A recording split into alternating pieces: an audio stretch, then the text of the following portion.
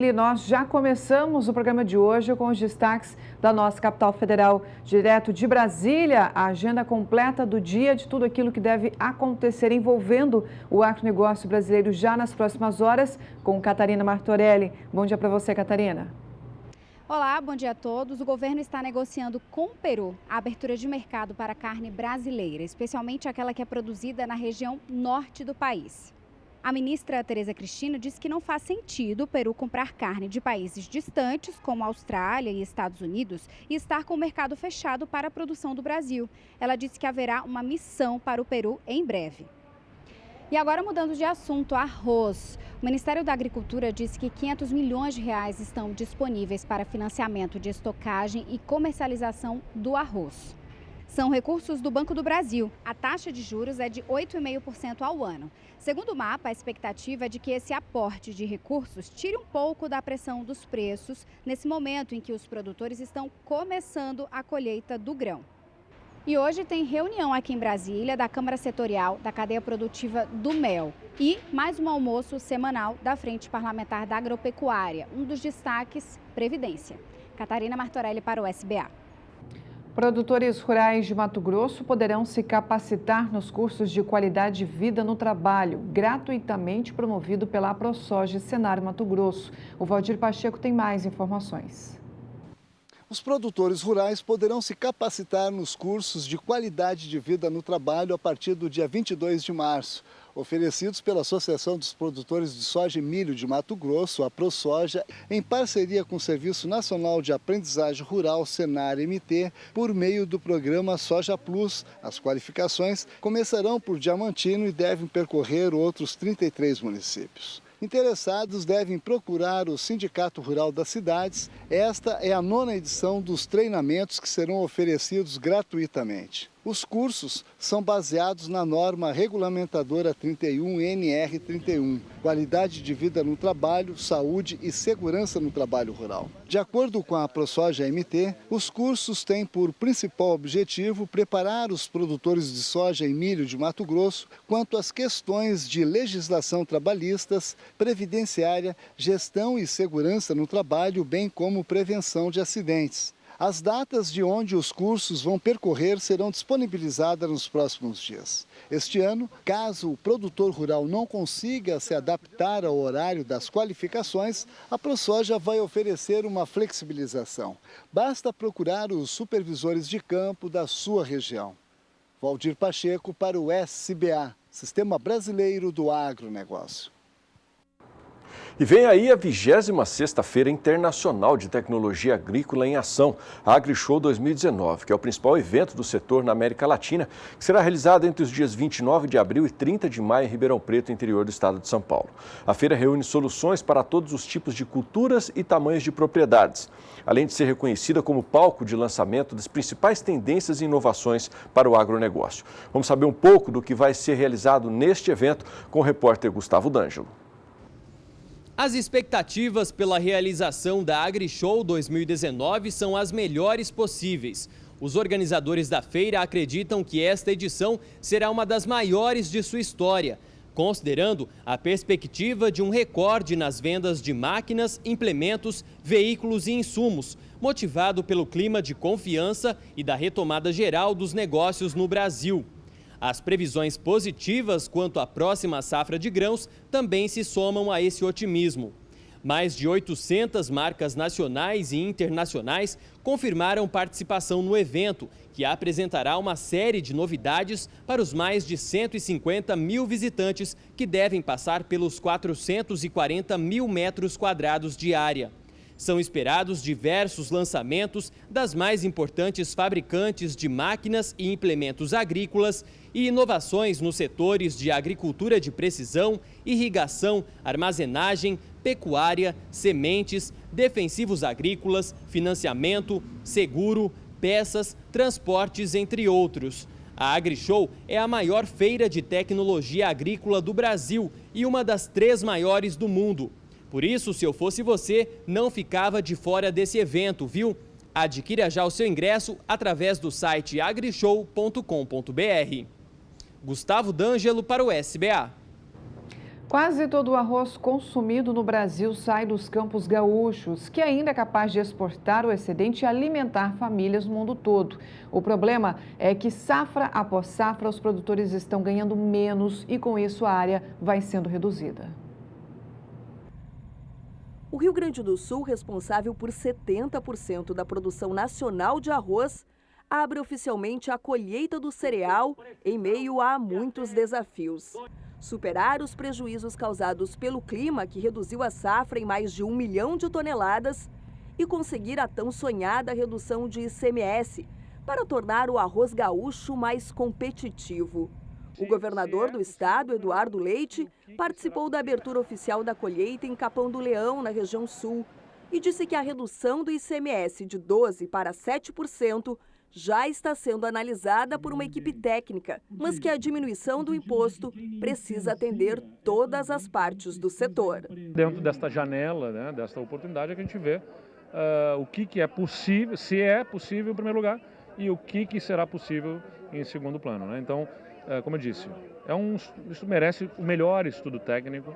A Federarroz, como representante dos produtores, tem os seus estudos, nós respeitamos, mas precisamos, evidentemente, promover, por parte do governo, toda a análise de reflexos que isso produz na cadeia, na medida em que há o interesse do produtor, de ganhando espaço na redução do ICMS para exportação dentro do país, né, para vender para outros estados, ele ganha esse espaço e, em contrapartida, a indústria tem outro interesse, também legítimo, mas nós queremos o que é melhor para o estado, no final das contas, levando em conta o que atende um segmento e que, no final do resultado, tenha como benefício a coletividade.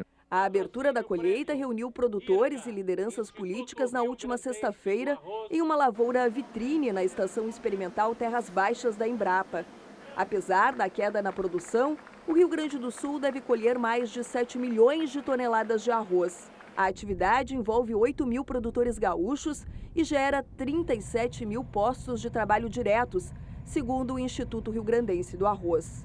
Outro dado importante é que o estado gaúcho é responsável por 90% das exportações do cereal. E a ministra da Agricultura, Tereza Cristina, participou da Dinapec. O evento foi realizado a semana passada aqui em Campo Grande, no Mato Grosso do Sul. Em coletiva com a imprensa, ela falou sobre os projetos futuros do agro e também do remanejamento de 470 milhões de reais do Plano Safra para o Moderfrota. Os desafios constantes enfrentados pelo agronegócio foram abordados pela ministra Tereza Cristina durante a Dinapec 2019. A perspectiva para o setor se mantém de forma positiva, mas para isso o trabalho no agronegócio precisa ser constante. Nós temos desafios grandes, né? Nós temos crédito, que nós estamos discutindo, um modelo mais liberal, né? Mas ao mesmo tempo preservando aí o que nós temos, mas pensando coisas novas. Esse plano safra vai ser um plano safra trabalhado, bem trabalhado. Nós temos aí, esse ano, nós tivemos problemas climáticos em alguns lugares, mas assim mesmo a safra brasileira foi grande, né? Foi uma safra boa. Outro assunto foi o remanejamento de 470 milhões de reais do Plano Safra para o Moderfrota. A decisão, publicada no Diário Oficial da União, mostra que serão 390 milhões, com juros de 7,5% ao ano, e 80 milhões, com taxas de 9,5% anuais. Isso é um resto do recurso que você tem em alguns programas, e como há um apelo muito grande, isso é do Plano Safra passado, desse que nós estamos vivendo. Passado não, que nós estamos vivendo. É passado porque ele já acabou. Então foi um remanejamento que foi feito, que todo ano é feito. Então sobra dinheiro no programa ABC, sobra dinheiro no Pronamp. Então foi feito esse remanejamento para atender minimamente ao Moderfrota, porque há uma demanda muito grande, né? E nas feiras aí, os produtores tem grandes feiras acontecendo agora e ele é insuficiente.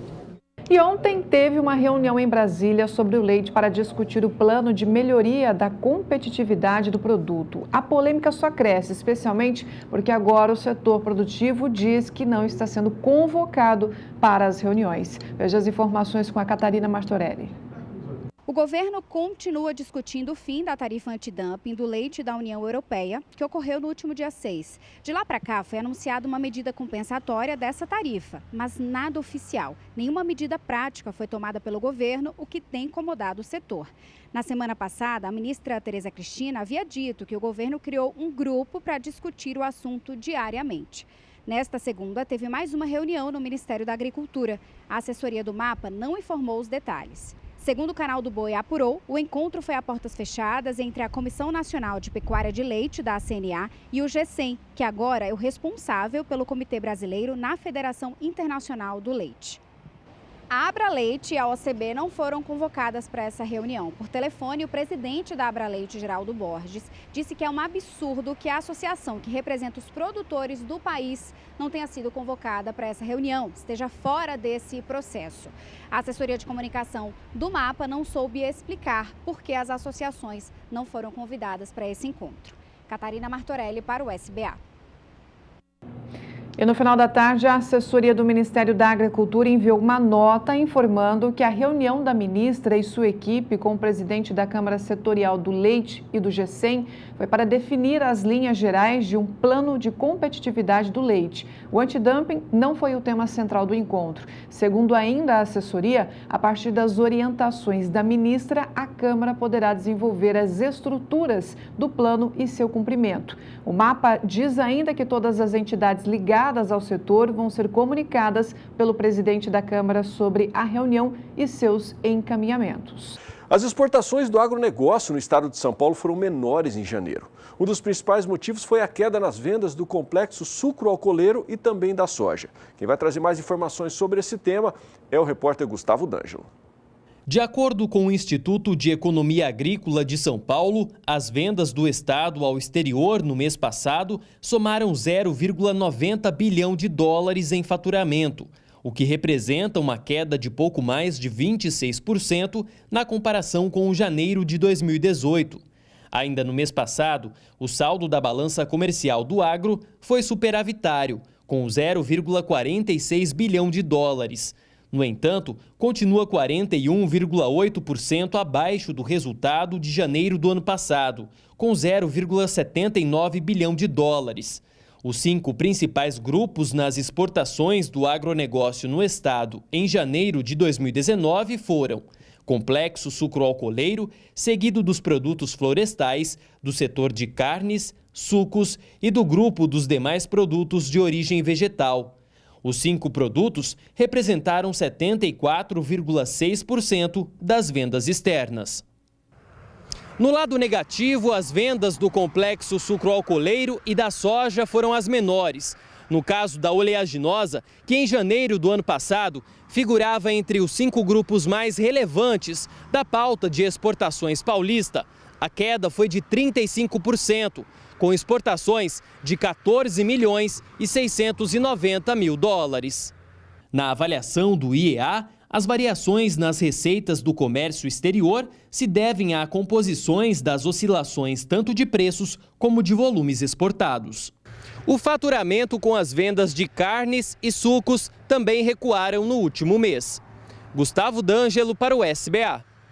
A consultoria é um serviço fornecido por profissionais para diagnosticar e formular soluções visando sempre rentabilidade das propriedades rurais. A nossa repórter Kylie Rodrigues conversou com o consultor sobre este assunto. Acompanhe as informações.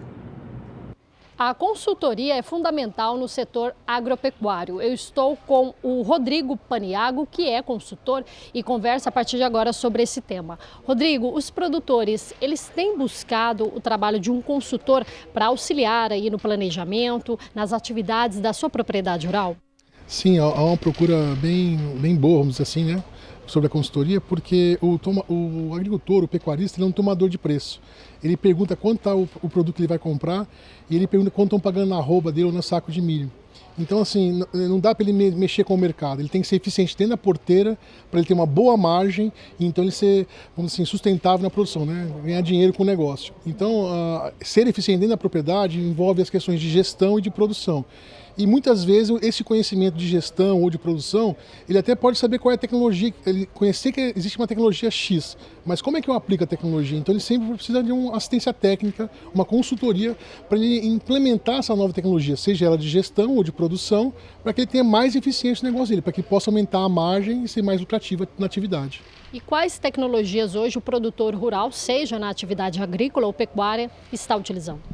Olha, a gente tem uma gama muito grande, especialmente na área de produção, mas eu gostaria de destacar para vocês a parte de gestão, porque se você não tiver um bom entendimento da sua gestão, qual é o seu custo de produção, ou tiver com os números na mão, como é que você vai interpretar ou vai diagnosticar qual é a tecnologia que você tem que agregar naquele momento, ou seja, agora, para você ser mais eficiente a partir desse momento? Então, se você não tem os dados bem controlados, saber qual é o seu custo de produção e para quando tem que ir seu custo de produção para você ser realmente eficiente, dificilmente você vai conseguir enxergar qual é a tecnologia e principalmente qual é o momento exato para você entrar com aquela tecnologia. Então, eu diria o seguinte, a gestão é o pai e a mãe das tecnologias. Tem uma quantidade muito grande, nem todas servem para todos, mas é através de uma boa gestão é que você consegue identificar se eu invisto em intensificação da pastagem, se eu vou para um confinamento, se eu vou irrigar a pastagem, fértil irrigação, ou integração lavoura-pecuária que está em grande expansão e é uma ótima oportunidade realmente. Mas sem uma análise financeira, econômica por trás, dificilmente você vai ser assertivo na hora de escolher a tecnologia. Obrigada, Rodrigo, pelas suas informações. Kylie Rodrigues para o SBA. E entre os dias 28 de maio e 1º de junho, Campo Grande, aqui no Mato Grosso do Sul, vai sediar mais uma edição da Campo Grande Expo.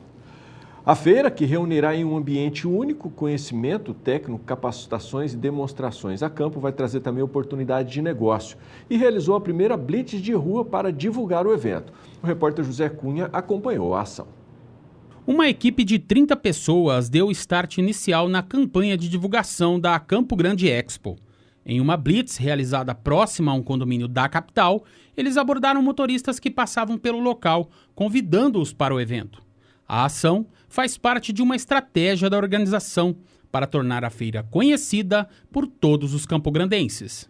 Nós temos a intenção de tornar a feira um pouco mais conhecida na cidade, mas não só do agro, mas de toda a população. É importante que a população entenda qual é o trabalho que nós estamos realizando, quanto isso soma para o Estado, quanto isso indiretamente contribui para o Estado. Então é um trabalho de massificação. Agora nós queremos que nessa edição todos saibam da existência dessa feira e qual é a importância que ela tem para o setor. Em cada abordagem, os motoristas receberam um folheto informativo com detalhes da feira e um pequeno mimo oferecido por uma indústria de café parceira do evento. O público está parando, recebendo a informação e nós da Três Corações deixando um mimo que é um cappuccino Três Corações, um cappuccino clássico. Faltando menos de 4 meses para o evento, a mais jovem feira de agronegócio do Brasil este ano vem com novidades. Nós temos alguns projetos técnico-científicos para agregar no conteúdo da feira. Um deles é relacionado à saúde, né, que chama-se AgroSaúde, a saúde através do alimento, através da terra. Então entra aí não só o alimento, mas óleos essenciais, raízes, etc. Temos também um projeto para mostrar a tecnologia na indústria, o alimento sustentável, o desperdício do alimento, vários painéis a respeito, né, do alimento, da sustentabilidade no alimento. E temos também, esse ano, uma experiência de confinamento dentro da feira, que começa agora, dia 1º. Esse ciclo de 3 meses, com os resultados que vão ser apresentados lá na feira. Para o produtor rural, que ainda não conhece o sistema de confinamento, ele vai poder visualizar lá com 20 animais. José Cunha para o SBA. A prova de avaliação de desempenho do Nelore é realizada sempre na Embrapa Gado de Corte. Os criadores do programa GenePlus colocam seus animais para serem avaliados em uma instalação especial que mede o consumo de alimento no regime de confinamento. Quem tem mais informações e conta para a gente agora é a repórter Kylie Rodrigues.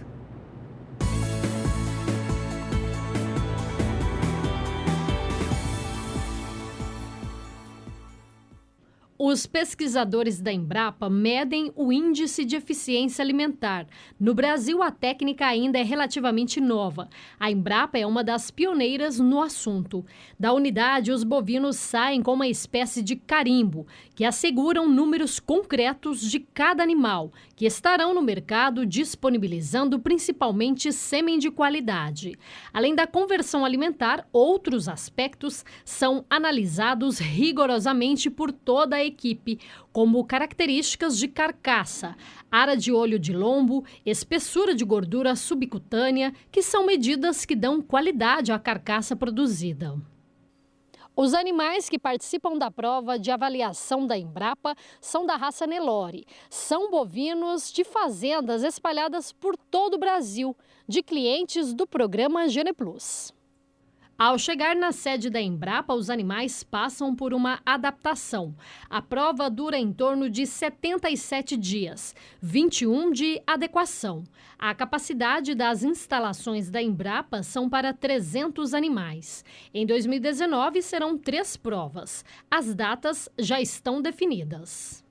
A expectativa é que os animais cheguem nas 3 provas na data de 14 de março, 15 de junho e 12 de setembro. Então, essas datas marcam o início dessas 3 provas. Para o pesquisador da Embrapa, provas como a PADN contribuem de forma positiva para a pecuária brasileira.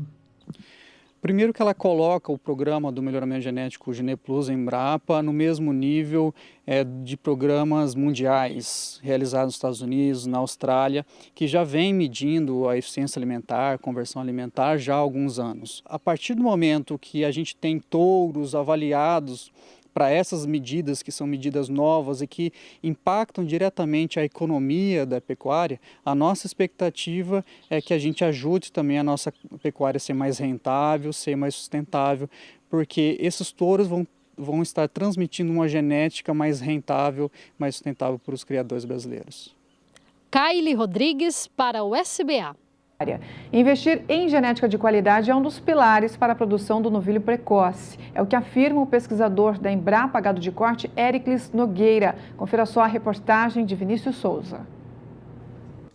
Tecnologia para a produção do novilho precoce. Esse foi um dos temas debatidos durante essa edição da Dinapec 2019 e que do meu lado está o Éricles, que conversa com a gente um pouco mais sobre isso, não é mesmo? O pontapé inicial começa lá nos embriões?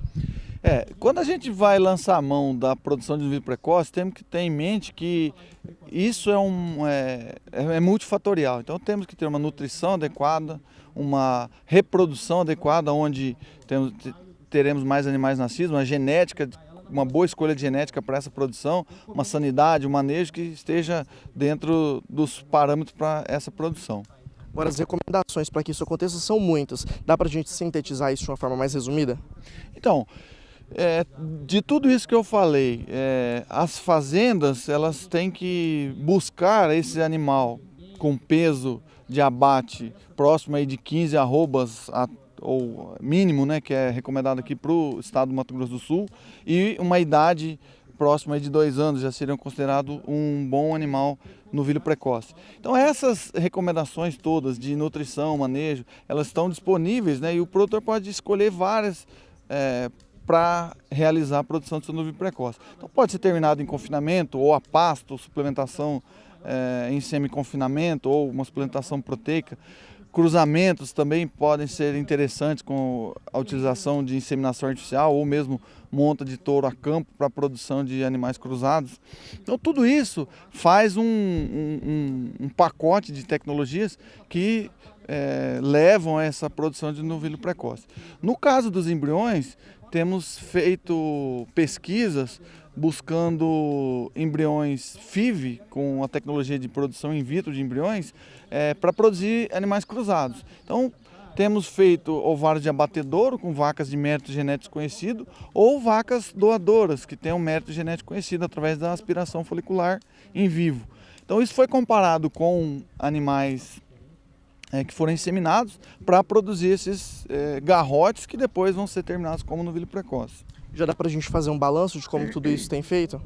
Os trabalhos estão em andamento, devem ser finalizados no próximo mês, mas do que a gente tem visto é que as vacas, os embriões produzidos de vacas de mérito genético conhecido ou de alto mérito genético de rebanho de seleção, eles produziram novilhos precoces próximos de uma arroba a mais ao abate e com tempo de abate, tempo de engorda em semi-confinamento por volta de um mês a menos. Então esses animais com certeza vão ter um valor agregado mais alto. Então, pensando numa arroba aí de R$140 mais as bonificações que pode vir, pode chegar até uns R$150, uma arroba dessa, e um tempo de suplementação de um mês a menos, a gente espera que esse boi produzido gere aí de R$250, R$300 a mais desse animal. Tá certo, então, Éricles, muito obrigado pela sua participação. Lembrando a você que essa e outras entrevistas podem ser revistas quando você acessa o nosso portal sba1.com. Vinícius Souza para o SBA.